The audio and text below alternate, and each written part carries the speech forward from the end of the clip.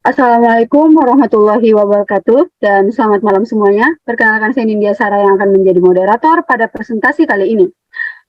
Kami akan membawakan materi mengenai penghawaan alami dari mata kuliah Fisika Bangunan. Pertama-tama saya akan memperkenalkan kelompok D. Yang pertama ada Andi Fadila Nur Syafika, yang kedua ada Ikomang Suryananta, yang ketiga ada Muhammad Syafaat Badri, dan yang keempat saya sendiri Nindya Sara Mulidia, dan yang terakhir Zizan Tahir. Langsung saja untuk materi pertama akan dibacakan oleh Andi Fadila Nur Syafika. Kepada Andi Fadila Nur Syafika, saya persilahkan. Terima kasih. Pengertian. Penghawaan alami adalah proses pertukaran udara di dalam bangunan melalui bantuan elemen-elemen bangunan yang terbuka, baik itu ventilasi, jendela, pintu, serta bukaan lainnya di dalam sebuah bangunan. Sirkulasi udara tersebut dapat memberikan kenyamanan dari adanya aliran udara yang teratur, sehingga aliran udara dapat mempercepat proses penguapan di permukaan kulit, sehingga dapat memberikan kesejukan bagi penghuni bangunan. Pada dasarnya, penghawaan alami di dalam bangunan merupakan jaminan akan adanya aliran udara yang baik dan sehat, dengan kesejukan yang sewajarnya. Untuk mendapatkan penghawaan yang baik, perlu dirancang bentuk, elemen, dan detail arsitektur yang bertujuan mengoptimalkan aliran udara sejuk. Pertimbangan utama dalam perancangan optimalisasi penghawaan alami adalah dengan menganalisis datangnya arah angin, kelembapan, luas bukaan, serta arah datangnya sinar matahari.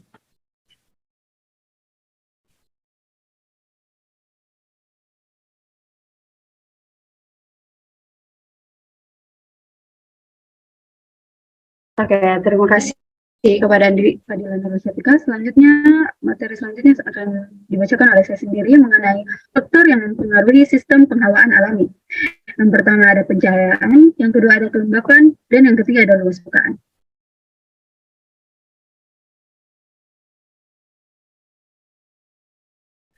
Yang pertama ialah pencahayaan. Pencahayaan ialah kebutuhan penerangan pada suatu ruang yang kita buat, terutama untuk pemanfaatan penerangan dari cahaya alami.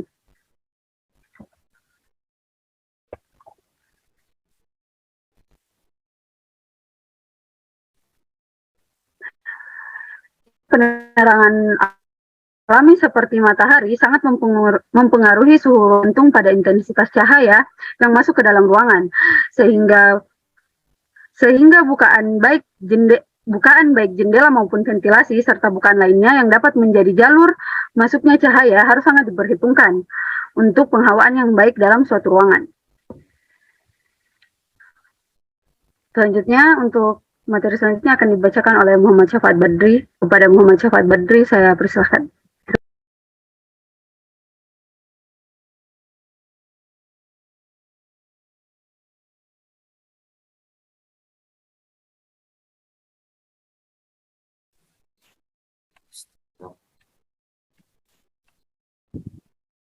Thank you moderator atas waktunya diberikan kepada saya.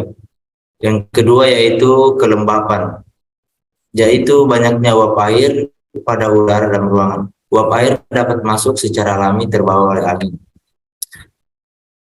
Uap air dapat masuk secara alami terbawa oleh angin. Selain itu, kelembapan juga dipengaruhi oleh iklim sekitar serta kandungan air yang terdapat pada suatu hunian itu sendiri, seperti pada kamar mandi.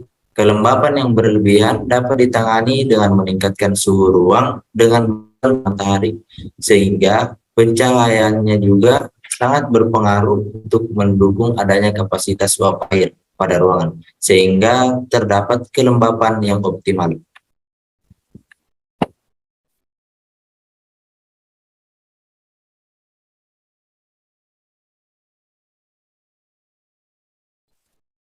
Yang ketiga yaitu luas bukaan. Luas bukaan itu adalah bukaan pada ruangan dapat menjadi jalur adanya pergantian udara dan masuknya cahaya. Bukaan dapat berupa pintu, jendela, jalusi, lubang angin, atau lostos atau lupangan, dan lubang-lubang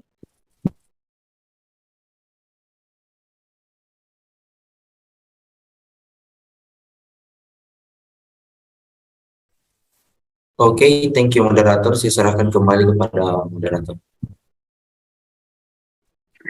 Oke, terima kasih kepada Muhammad Syafaat Badri. Selanjutnya akan dibacakan oleh Komang Suryananta. Kepada Komang Suryananta, saya persilahkan.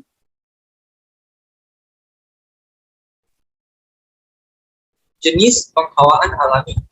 Yang pertama, Cross Ventilation System atau CVS. Cross Ventilation System atau yang biasa disebut sebagai ventilasi silang dapat dilakukan dengan meletakkan dua buah jendela atau bukaan di kedua sisi ruangan.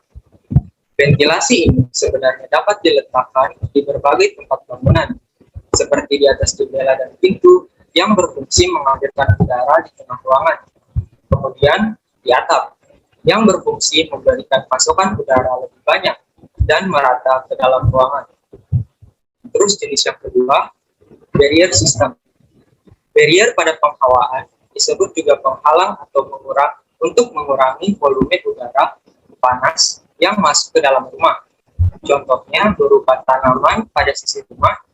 Kadar panas yang dibawa oleh udara menuju rumah dapat berkurang karena sebagian udara panas tersebut diredam oleh barisan pepohonan pada sisi rumah.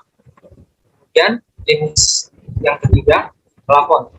Plafon dapat menahan udara panas yang datang dari atas atau atap. Semakin tinggi jarak langit-langit dengan lantai, akan menambah kesejukan di dalam rumah karena adanya cukup ruang untuk perputaran dan perputaran udara. Yang terakhir, secondary skin. Secondary skin atau selubung kulit bangunan yang kedua dapat menambah lama waktu panas untuk masuk ke dalam rumah dan dapat menghindari. Ada berbagai material yang dapat digunakan sebagai secondary skin, salah satunya penggunaan material beralam.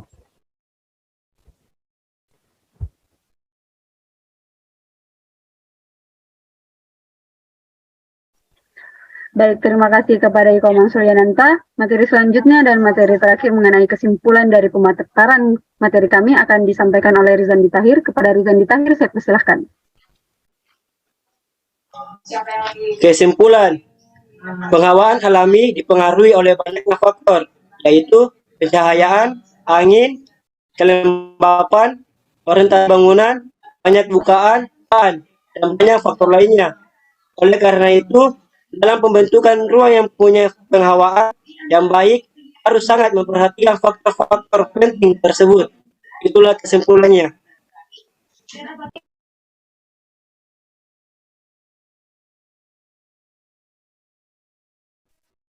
Baik, terima kasih kepada Rizandi Tahir yang telah membacakan dan mempresentasikan kesimpulan dari pemaparan materi kami.